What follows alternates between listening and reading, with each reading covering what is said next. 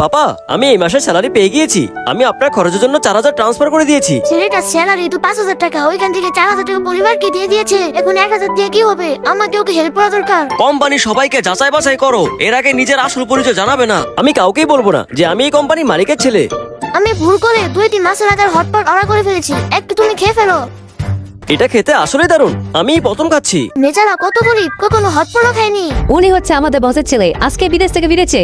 আরে তুমি তো আমার পুরনো গার্লফ্রেন্ড মায়া, তাই না? আমার সাথে ব্রেকআপের পর এখন তোমাকে সস্তা হটপট খেতে হচ্ছে। তোমার কত বড় সাহস! মায়ের খাবারটা কেন ফেললে? তো এই হচ্ছে তোমার নতুন আশিক। হ্যাঁ, ও আমার বয়ফ্রেন্ড, তোমার থেকে ভালো আর স্মার্ট। নিজের জায়গায় থাকো, না হলে শেষমেশ চাকরিটা হারাবে। আমি আমার বেবির সাথে ঘুরতে যাচ্ছি, এজন্য তুমি এই প্রজেক্টটি কমপ্লিট করো। প্রজেক্ট তো ওই কমপ্লিট করছে বেবি, কিন্তু আমি তোমার নাম দেবো কারণ আমি কোম্পানি ম্যানেজার।